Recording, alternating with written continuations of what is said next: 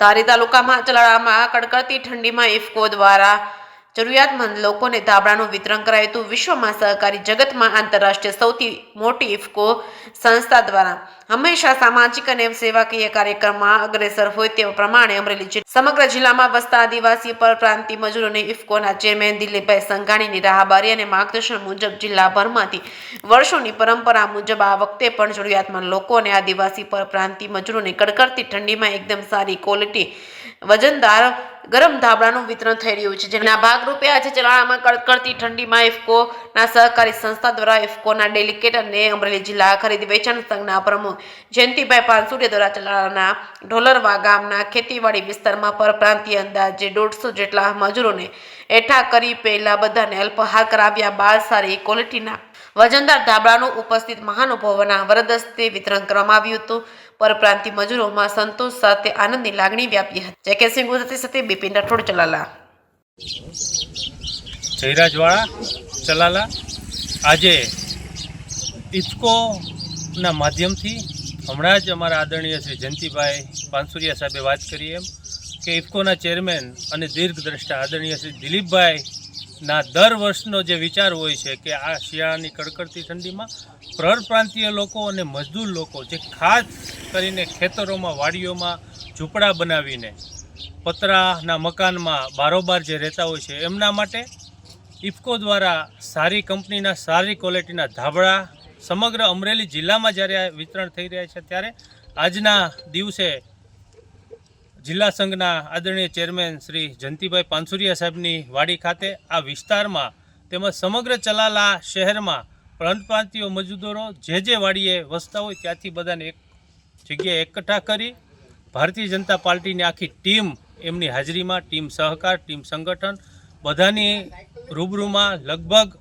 આશરે 150 ઉપરાંત પરપ્રાંતીય મજૂરોને આજે ધાબળા વિતરણ કરવામાં આવ્યા છે, જેથી આ ઠંડીમાં એ લોકોને રક્ષણ મળી શકે અને ખરેખર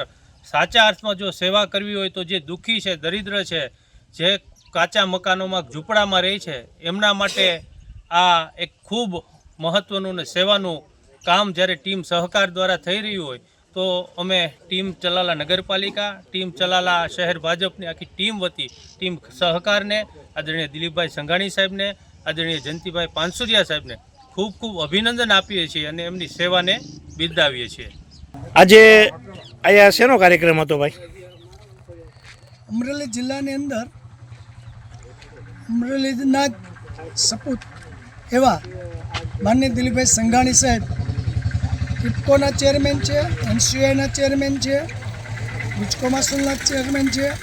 અને સહકારી ક્ષેત્રના એક વડા છે. ઇફકો દ્વારા જે ખેત મજૂરોને ખાસ કરીને આદિવાસી લોકો પરપ્રાંતમાંથી અમરેલી જિલ્લાની અંદર જે પોતાની રોજીરોટી રળવા માટે આવે છે એમને આ શિયાળાની કડકડતી ઠંડીમાં સારી કંપની વર્ધમાન મિલના સારી ક્વોલિટીના બ્લેન્કેટ ઠંડીના રક્ષણ સામે ઇફકો દ્વારા અને દિલીપભાઈ સંઘાણીના રાહબરી નીચે સમગ્ર ટીમ સહકાર અમરેલી જિલ્લાની અંદર જ્યાં જ્યાં આદિવાસી લોકો હોય, પછી માર્કેટ યાર્ડ એપીએમસીની અંદર ટેકાના ભાવે જે મગફળી સોયાબીન ખરીદી થાય એની અંદર પણ જે બહારથી મજૂરો કામ કરવા માટે